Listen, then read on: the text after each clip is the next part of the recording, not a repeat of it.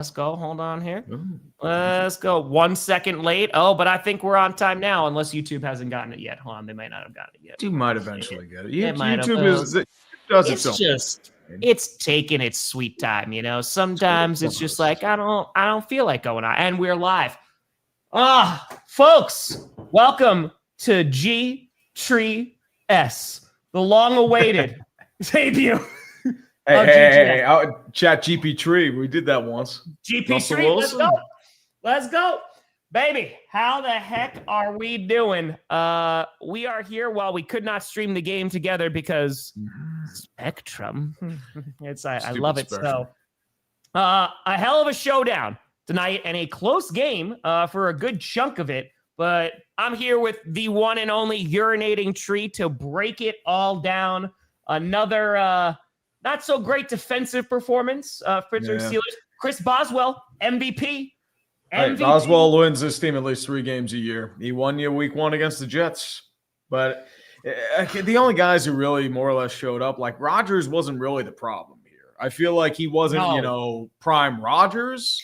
But at the same time, the second half, they did nothing. They had 49 yards of offense until that garbage drive.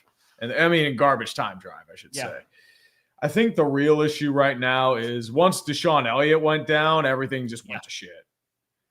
I know, as I said, a lot of people blame the ref ball, and there were some heinous calls. Like that offsides, that should have been. Dude, that offsides is blatant. What? I don't know. I'm just sitting there like, how's that not offsides? I know people said Tucker. He had a free play. Because it was Wilson, right? He threw it down the middle of the right side to Wilson. And it was incomplete, and there was okay, we're gonna get another play. That one was egregious, and there was not great officiating at all. But that's been the NFL today because we've had it's been a bad all week, dude. I mean, Tampa Bay, the interception that wasn't an interception. Oh, there was a whistle. The stuff with the tush push, which now they're gonna use as an impetus to ban because they're just sitting there like, we can't enforce it. No, it's not a tush push problem. It's a ref ball problem. It always has been a ref ball problem. Well, and, the NFL can talk about we're going to get AI to help with our refs just so we don't have to pay them and make them full-time officials here. I would say I don't think even full-time officials are going to do it. It's just this is going to cost the team a game, and it's going to come down the line, and it comes down to that. But that's what we're saying. What can you say? I want to talk about a few things, because the Steelers definitely looked a lot better in that first half. And one of the major reasons why, and he's been good now for a couple of straight games, is Jalen Warren. They were running that ball. Packers have the number 1 run defense in the league. And as that game was going on later in the first half, it seems like he was ripping off some chunks. They kept running over to that left side, and the blocking was good. He was able to catch the edge, and it was making a difference. And then someone was just saying that 3 carries for Jalen Warren in the second half. I'm curious we'll talk about the defense and stuff. I'm curious from your standpoint, where are you pointing the fingers at the most of going this is why the Steelers couldn't close out this game? Honestly, I feel like it's an adjustment issue. The Packers adjusted in the second half. I don't think the Steelers really did anything there. I'm going to be honest there. I mean, if you look on Twitter right now, a lot of people are ripping on Tomlin, especially in terms of the stuff that's coming out of the local media. And I think a lot of that, once again, it's an adjustment. They didn't really do anything. I mean, you have 49 yards of offense in the second half. It more or less comes into an idea of where you're getting gashed on defense. I think they gave up something 326 yards of offense or something like that. And it shows what a true contender is to what the Steelers are. And Green Bay did what they had to do. They had a sloppy first half. I'm not going to lie about that. Yeah. No, it was rough. I mean, you're going to have that situation where Jalen Warren's able to bust off plays. You were able to generate offense. The defense was able to clamp down on Jordan Love. McManus was missing kicks. Boswell was doing Boswell things. Yep. I think the problem is you weren't able to convert many of those field goals into touchdowns. I think that's what killed you in the end. But at the end of the day, you have to get more than 49 yards of offense before garbage time. And if you can't do that, guess what? You're going to lose. Well, I think it's a few things. And you want to talk about a sloppy first half, dude, Keyshawn Nixon, holy God. First bad. you had penalties. He stopped that one route going down the right side. He stopped running. Yeah. It was not just that. It was also that, pretty much Aaron Rodgers just chucked up a prayer, and it was an underthrown ball and he's not even looking at the ball. Yeah. They're going to call that every time. Of course. And the problem with the Packers right now in terms of their cornerbacks is that they have no depth there, right? Like we have been ragging on Nate Hobbs, who has had rough games. And then we're talking about Nixon. Things definitely got cleaned up in that second half. The pass rush started to get after Rodgers a little bit more. The thing I want to talk to you about too, is it really feels like, especially in the fourth quarter, I mean, you had Jordan Love through 20 consecutive completions.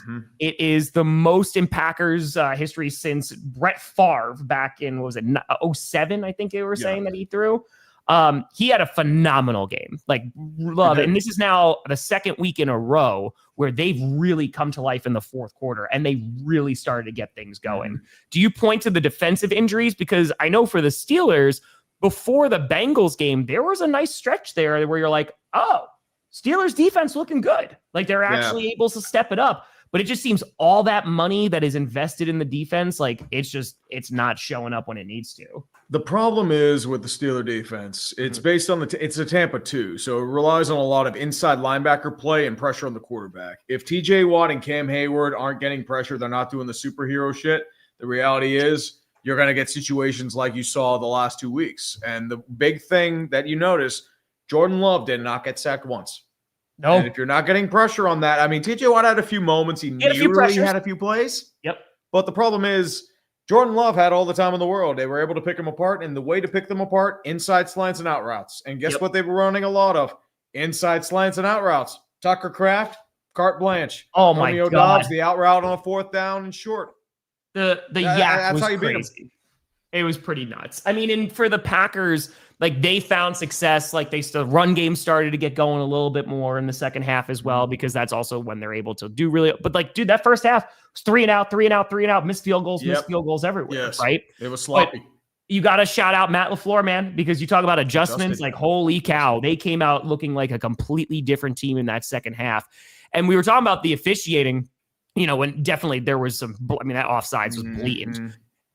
DK Metcalf, which Leif was just talking about, holy cow, man. Like, what the hell? Like, that is a drive killer. And I'm just sitting there screaming at him when he's poking him in the eye. I'm like, dude, you have gone from a 3rd and 3 to a near impossible situation. That might have killed them more than the Gainwell fumble, if I'm going to be completely honest here. Yeah. And he's had that issue in Seattle too. And I've known a few people have mentioned that as well. As I said, it's kind of like you replaced George Pickens with a rich man's George Pickens in terms of the contract. And that's the kind of thing that drives you up a wall because it's so unnecessary. That's the thing that takes it out of the way. There's no reason to poke a dude in the damn eye. No. When you are literally fighting for your apparently. life, when you're trying to gain another game on your division. When the Bengals lose a horrific game to the Jets because they can't play defense, the Ravens win against the Bears. And now you're in a situation where, instead of 3 games, now you're kind of questioning, okay, is this it? Because you play the Colts next week. Yeah, and who are looking incredible. They're looking strong. And do you think you have a chance against them, or are you going to get blown out? Yeah. Well, that's the thing, Caleb. I don't even know if the Packers need to address a kicker situation, because when Haversick came in, he was perfect for 2 straight weeks. So, like, it makes sense why McManus is in there, right? Because he's the guy that you're paying all that money to. And so you're going to, if he can play, he's going to play. And 2 weeks, you know, McManus has been really solid for Green Bay. Don't get me wrong. And even that long kick, I think it was like a 56-yard attempt. It's like, okay, he misses that. It happens. Yeah. But that one right before half, when it was like a 44-yarder, like that was a problem. You need to hit that, especially when this looked like it was going to be a field goal game for the majority of the first half. And I know Heinz Field gets a little tough in terms of its kicking, but at the same time, Boswell just nails it down the middle. It's like magnets are attracted to that ball and just drives it. It's like, Boswell. It's what he does. All's well at Boswell. And it feels like now, because you and I have talked about this for years, right? That Mike Tomlin and talking about it might just be a point where it's like, hey, there needs to be a change, right? But like the Packers, it is very rare for them to move on from their coaches. And it usually takes a lot. And I feel like for the Steelers, like nothing's over, but it's kind of what you were talking about. I feel like you just kind of get a sense after these last 2 weeks of like, okay, this is where the Steelers are. They can win games. They can put things together, right? And if things are firing on all cylinders, you're rocking. But that defense, where all that money is tied up right now, there are some gaping holes in that defense, especially looking at that secondary. Dude, there was throws that Jordan Love did, like to Tucker Kraft. They were all prayers. They should not have been caught. Going to prayers. And I'm just like, how is that happening? I mean, that prayer to Christian Watson. The thing is, too, Deshaun Elliott's out. Juan Thornhill's back there. He's not playing it properly. He's under it. Guess what? That's an easy catch. The Deshaun Elliott play, too. I mean, they're saying Tucker Kraft pushed off. I mean, I don't know how you really feel about that. But at the same time, that should not have been a catch. Yeah, he also ran into him and then ran past him. Like the defender went like this, and then went past him, and then Tucker Kraft's like, "Oh, okay, I'm just going to catch and run." Yeah, and then Deshaun Elliott had the injury, and I mean that seems like a season ender, especially with the way he wasn't putting much on it, and that's a killer because with that secondary now you're looking at Juan Thornhill and Chuck Clark, and that's the highlight of your secondary. And you talk about flaws. This defense is really old. Jalen Ramsey in his 30s. Darius Slay in his 30s. He gets burned pretty frequently because, he's 33, 32. It happens like that. Yeah. You have Patrick Queen, who's, relatively young. Sure. Cam Hayward's 37. You have a couple guys that are still, like, more or less bouncing around who are just, okay, I mean, great. You have names, but this is like a defense that would have done all right in 2020, but as I said, if TJ Watt is not doing superhero shit, and he's masked a lot of flaws on this defense for a long time, you get situations like you had today. You have situations where you give up 470 yards to the Bengals. You give up 450 yards to the Green Bay Packers, and you just look foolish. Because, as I said, we've been on the same carousel since 2017, 2018. It's been a bit. And the organization doesn't want to change anything because they think everything's fine. Because the reality is the problem is the schematics. Yeah. They've changed everything. You've changed players. You've changed personnel. You've changed quarterback. You've changed coordinators. You've changed pretty much everything. The only thing you haven't changed, owner, coach, scheme. Those are the only things you haven't changed. Yeah.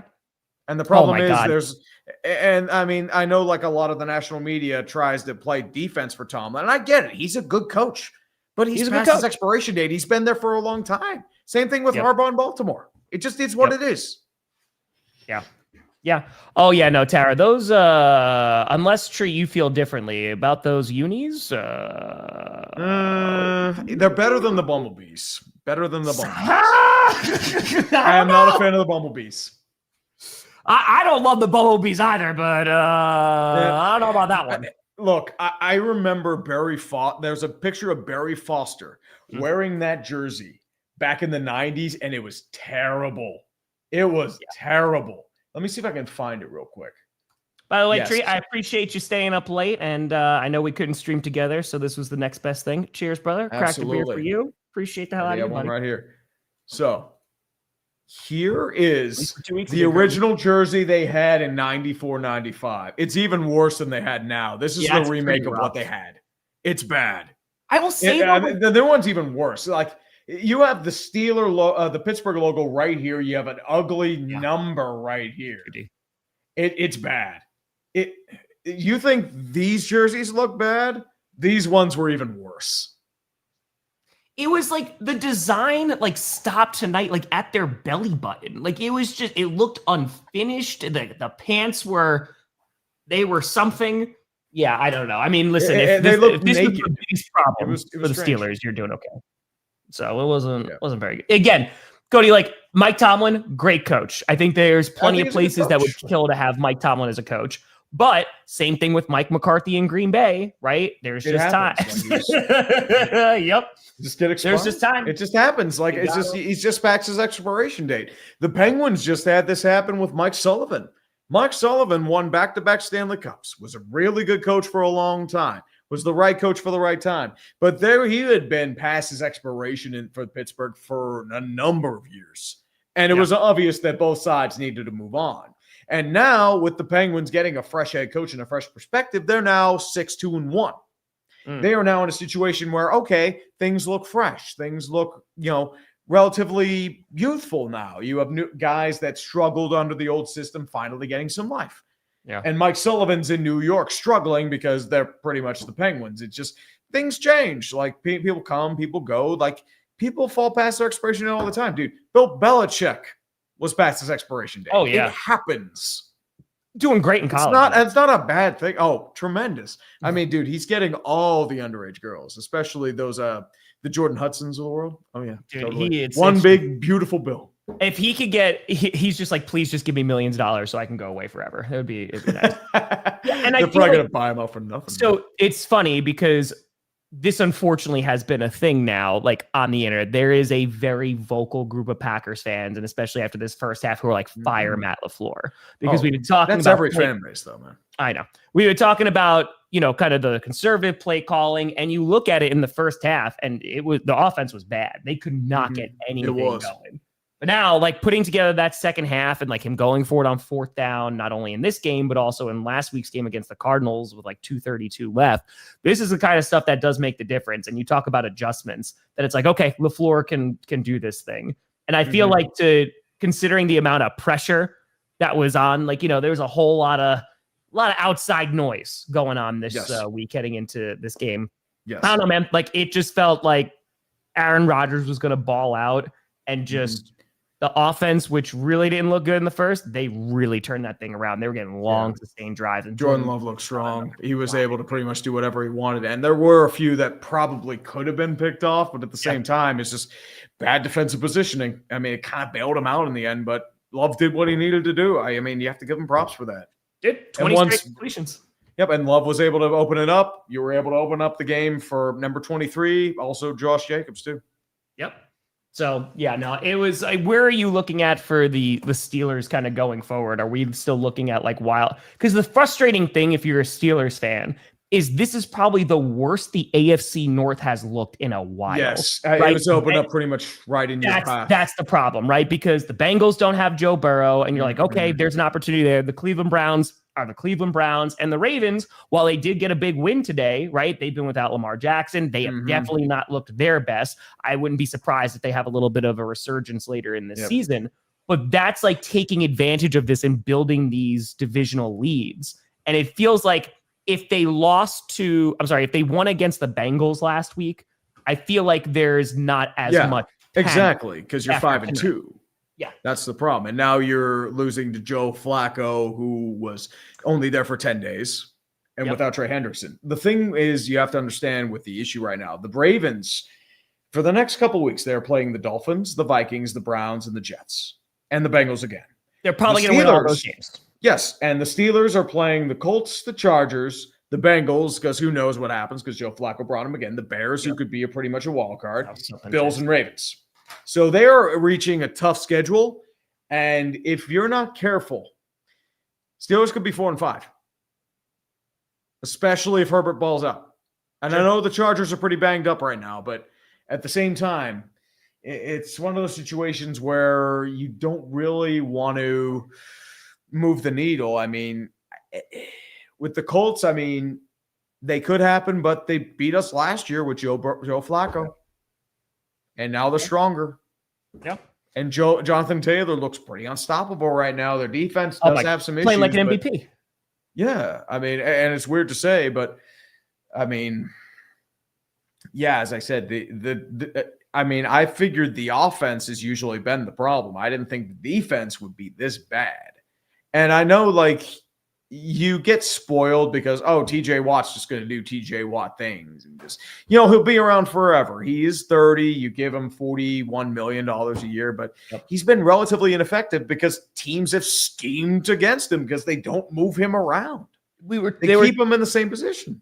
They threw up that graphic, right? Because there's like Micah Parsons and TJ Watt, and like the amount of like chip blocks and also like doubling. Yes. There was a ton on TJ Watt because exactly what you said. And the problem with the Steelers on that D line is they've never had someone else to be their opposite TJ Watt who can at least be effective enough to be somebody has to scheme for him. And that guy's just not on the team right now. Sometimes I know Alex Highsmith they really like. He has had double-digit sacks in the past. So there is somebody you can scheme against, but he's been hurt on and off. Nick Herbig is more of a specialty pass rusher. He doesn't really do well against the run. Yeah. And then your interior defensive line is Cam Hayward. And I mean, Derek Harmon hasn't been bad, but they've been really frustrated with Keanu Benton. And you've had a couple injuries there too. Daniel Ekawale has been hurt. He got hurt today too. So that's more defensive line depth you're going to lose there as well. I know, as I said, like if you're not getting pressure, and the Tampa 2 relies on pressure. If you can't get pressure from the edge, pressure from the interior line, Cam Hayward just smacking down balls left and right, you're going to have issues like you've had the last 2 weeks because the secondary is just not built to defend. Yeah. Well, and for the Packers defense too, right? Because they look pretty damn good tonight. Like Rashawn Gary was a difference maker in this game. He was, right? Like because they're trying to protect against Micah Parsons, and guess what? Rashawn Gary's going to get open space. And the other thing that we've been missing him for weeks was Devontae Wyatt being back on that defensive line. Like that also made a huge difference. You look at a lot of the runs that the Steelers were successful with in the first half. It was a lot of outside runs, like they were running away from him. So I think ultimately, like the Packers defense locked it down, and like that's why you pay Micah Parsons all that money, right? Exactly, big time sack when it mattered, and it felt like Jordan Love was on one in that second half, and in order to beat him, you needed to play near perfect football. And while there was no complimentary football for the Packers in the first half, they finally found it in the second half, and it was just the opposite for the Steelers. Because, like, dude, they were up, they were looking real good in that first half, and it started to fall apart. Yeah, Wyatt being back was huge. Completely agree. It was. Yeah, completely and totally agree.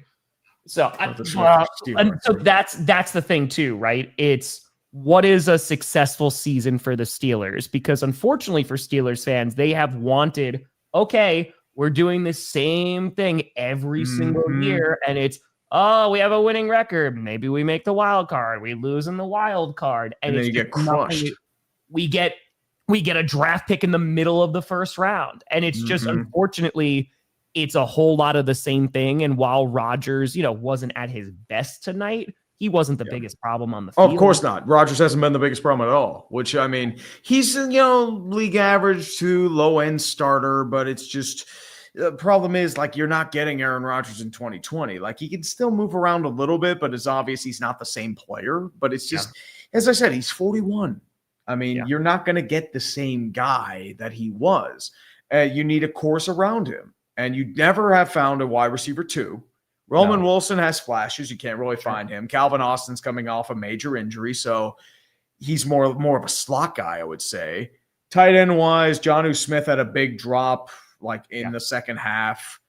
Muth had a drop as well as a pretty bad penalty, as well as Connor Hayward, he's kind of there. Darnell Washington, they use this more of like a blocking / safety valve, more of a big body.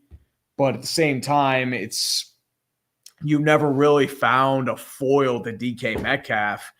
And I know everyone's going to say George Pickens. George Pickens was never going to work here.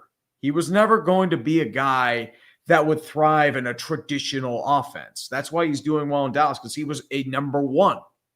Alongside CD. Dallas slings the rock like there's no tomorrow. And that's why he's thriving. And he was never going to do that here as much as we want to say he would. And it's confusing because I feel like they just got away from their game plan that was working in the first half. Like, you could talk about defensive woes, right? And Scadaboo, I don't know, man.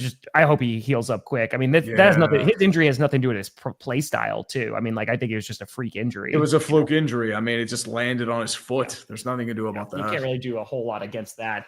But it's just like if you don't give the ball to Jaylen Warren, who's running well, what are we doing here? And having that balanced attack, it just seems like the play calling was way, way off because it's not like they were super behind. I feel like they were trying to chase it. I think that's the thing. Yeah. I don't know if they were trying to like prove something with Rodgers or if they were just more or less just trying to extend the passing attack so you can get the running game going again. But I mean, at the same time, it's, as I said, it's like they like to bring in Gainwell for those passing games as well. Yeah. Which Gainwell's not bad. He's good. But Warren is a solid two-way player. He can catch. I guess. I mean, Warren he's probably your best defensive weapon right now. Yeah. Minus Metcalf, but Metcalf is going to be covered by your best corner most times. So you're mostly hoping just for go routes and just see if you can get it there. But it's just how it is. Acoustic, he's not wrong. I mean, right before the half, Tucker Kraft dropped a third down conversion. And they were going 3 and out, 3 and out, 3 and out, 3 and out. So it was ugly. They fixed it. They definitely fixed it. That's like, I don't know. I don't get that.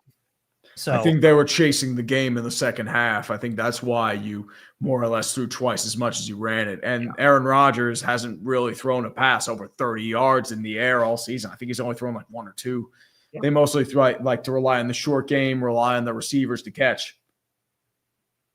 No, it was tough. And I mean, so like going forward, you look at that Steelers schedule. Yes. You talk about the Ravens having a kind of walk in the park for at least a little bit of the rest of the year. You got the Colts, Chargers, like those are two tough. Those are tough teams, very tough. Man. And I know Chargers and SoFi is pretty much going to be a Steeler home game, but still, that's not going to be easy. Bengals, Bears, we'll see, but then it's Bills and Ravens. Like, we're starting and to get Lions on the 21st. Dolphins could be, I don't know what they could be. I mean, the Dolphins are like, wait a minute, we can play football? And they're like, all right, let's go out and play football. I'll never trust the Falcons ever again. I don't know. It's as I said, I'm not shocked about the Falcons doing that. It's in their MO to randomly just fall apart against a team they should crush. So I don't know. I don't know. Yeah. I don't know, man. I mean, no, the DK penalty, you can't do it, man. And it's just that's egregious. Shout out to Quay Walker. Like I said, I was screaming at the TV when that happened. I'm like, dude, you cannot just poke a finger in there, man, and deliberately taunt them. That destroyed the entire drive. You go from a 3rd and short to a 3rd and 18. You immediately close off a ton of the playbook, and they just threw a check down to try and get yardage for a punt. Yeah. I mean, Scott, I'll put it this way, right? Like, you worry about McManus. He made some chip shots later. But the good thing is you have the potential solution on the roster. So if it's something that's actually like a significant problem, they can go ahead and they can put in Haversick again, because he was really good those 2 weeks. He set the franchise record for the longest field goal while he was out in. So exactly, you know what I mean? Like it was pretty nuts. Oh, dude, Tucker Kraft, man, holy cow! The Steelers had no answer for him whatsoever. They haven't really been an answer for the inside slate in general. That's mainly been their thing. They can't cover him with a slot corner. Can't really cover him with an inside linebacker. Yep. So as I said, that this happened last week too, with Jamar Chase and T. Higgins. Just inside slants, they just went to town. Yeah. Dude, Caleb was bad today. Caleb wasn't great last week, but he was real bad today. I'm going to be honest. Extremely beat up too. Quarterback, total cock tease, has flashes of talent. Congratulations, Bears. You have fingernail painting Kyler Murray. I think, and the thing is too, is like, I think that you can build a squad, because again, you look at where the Bears have found success and they've won games that they would have lost last year. Exactly. The fact that they had a good run game with Swift, their defense but their defense is decimated right now. Like they got some significant injuries. They're down 3 corners, and they needed their offense to show up today. And guess what? It did not show up today. Yeah. So, I mean, they can. It's a long season to go, but the Ravens, man, I think they have the schedule to do so. And if Lamar comes back healthy, they're going to be okay. So we'll see. I mean, it feels like it's a missed opportunity for Pittsburgh here. And I agree. I was a lot more afraid for this game before the Bengals game. And then when I saw, we don't have Jamar Chase, but when I saw what that secondary was looking like, I was like, ooh, I don't know about that one. I legitimately thought the Steelers were going to, Packers were going to randomly just kind of play down like they've done the last couple weeks, kind of struggle, sputter, and then Steelers would somehow pull it away. That's what I honestly thought it would be, because it's like, it is kind of that kind of MO for both teams, but it just kind of fell apart in the second half. It was looking that way for a first half, but as I said, it's just Packers showed their might. They were able to adjust, make the corrections that they needed, and just clamped. Mm-hmm. Yeah. Well, I mean, that's what they did. They paid, Bisaccia all that money to be special teams coach, and also made him assistant to the regional manager, head coach. And he's the highest paid special teams coach in the league. The problem is that You just haven't really gotten consistency. I mean, what was it? One of those punts was muffed anyway. Yep, it was. I think it was his practice squad. I don't know if it was Keyshawn Nixon or I forget the 26. I think his name was. Yeah, I thought it was or Mike. Was it Robinson? I thought it was Nixon because Nixon's usually the guy who's returning because they've done it a bunch now. They do Nixon. They had Dobbs back there. They had Savion Williams. And it was all Dobbs. It was all Dobbs after that. Oh yeah, he's like, you can't do that. So I mean, that's what you got. Dude, yeah, I mean, the AFC North is still wide open. I feel like if you are a Ravens fan, you feel a lot more optimism because the entirety of the AFC North lost, right? But that game has saved your chances right there. And the Steelers losing the last 2 games, I mean, you got a chance to just go wide open on that division. Yep. And now you're only a game back of the Bengals. You should be tied, but I mean, the Bengals defense happened, and Ravens win, and they're back 2. Yeah, it was Nixon. I thought it was Nixon. Yeah, because I don't think they'd put Robinson back there because he hasn't been fielding anything. Yeah, so Nixon had like a string of like 4 really bad plays like in the first half, and things got much better. So yeah, I don't know, man. It's not great. No, it looks like they were nude on the bottom, but. Yeah, we'll see, man. I mean, it was definitely I'm as a Packers fan, man, like holy cow, that offense looked incredible in the second half. I mean, you should be impressed with that. I mean, they looked pretty solid. They looked like they couldn't be stopped. It's true. That's true. And, again, they're going to have some tough. So they got the Panthers next week. We'll see if they have Bryce Young back. That will make a big difference on who's quarterbacking, because if you look at the Panthers today. Boy. Andy Dalton. Do you think Andy Dalton should be investigated for potentially taking a dive? Because that was bad. It was ugly, man. It was very, very I think bad. That whole team should be. That defense wasn't much better. James Cook just had carte blanche. Well, Slad, that's the problem too, is like the Steelers, they need to be in a position to actually draft a quarterback too, right? And they're either going to have to do some trade ups or they're going to get somebody who's going to be in the middle of the first round again. And when you're constantly picking there, it feels very bad to say you fire Tomlin and then you just suck. But it feels like that there needs to be a little bit of sucking happening. You kind of need a year where you go 4-13, where you can just wipe everything clean. But the problem is the Steelers are never going to do that. RD2 doesn't want to deal with that. You want to be in this sort of mid-tier, which is like, great. You may make the playoffs. You may have a little bit of a hubbub. You may get people in the stands. You may get some hype. But at the end of the day, are you really a contender? Because when you see teams like this, you're getting smacked. And it's happened nonstop. Texans, CJ Stroud didn't get sacked, so that's good. They had a pretty good run game with Marks today. Yeah. It was pretty solid. The thing was the Texans, they did what I would do against a 5-year-old on Madden just to see him rage. Their first half time of possession out of 30 minutes was over 24. They didn't let San Francisco have the ball. That's why they won. Listen, they got that defense, man, but it just feels like, do you feel like you still have confidence that they can win the division? I think they can, but once again, it's, as I said, compared to 2 weeks ago, it's a lot less now. I mean, losing to the Bengals was really deflating. I mean, the Packers, you can understand they're a really good team, potential Super Bowl contender. I mean, you expect them to be okay. It's a different class of team. I understand it. But losing to the Bengals, Joe Burrow, or Joe Flacco, that terrible defense, I'm like, what are we doing here? Okay. That's what the problem is, man. And you know what? Like, I know we are all making fun of the Cowboys, and for good reason. They got their ass whooped today, right? And they could use a guy like Micah Parsons. But the problem is that, they're going to get Overshown back, which, if he's back to where he was, I think that will be a big boost to that defense and that pass rush. The problem is Steelers right now. TJ Watt's your only consistent pass rusher. They're going to double. He's not getting pressure. He's not getting pressure. Double the crap out of him. Rashawn Gary had a big night. Like Lucas Van Ness before he got hurt. He was having a nice season. He was having the best start to his season that he's ever had. And they're able to get after the quarterback because everyone, like Tree was talking about, is we got to cover Micah Parsons. We got a game plan for him. They're double chipping. So, yeah, man. It's going to be interesting. I'm excited for the rest of the season. We'll kind of see. It's a big win for the Packers. Aaron Rodgers does not beat all 32 teams. And I mean, for Love to have the night that he had, against his mentor. Yeah. Definitely so, man. Hey, as I said, Remember the facts. Favre won the Super Bowl at 27. Rodgers won a Super Bowl at 27. Jordan loves 27. Next Saturday turns 27. Exactly. Tree, you got anything coming out soon? No, sir. I mean, I've just been I'm trying to going relax this weekend. I mean, it's been pretty balls to the wall for me this month. So sports ball on Wednesday, but otherwise nothing else, man. So I said, I wish I could have streamed with you, but as I said, I get it. I'm hoping that next season the internet is not as problematic as it is. I mean, like my video quality has been taking a dive during this stream alone. So yeah, no, it's so great. It's so much fun. Beautiful, beautiful. As you can tell.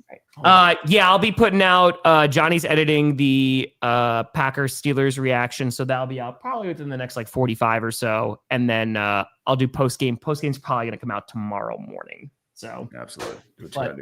I appreciate you taking the time, Tree, and staying up late. I know it's 1 o'clock there on the East Coast. It's only midnight here. So, hey, dude, YouTube time doesn't matter.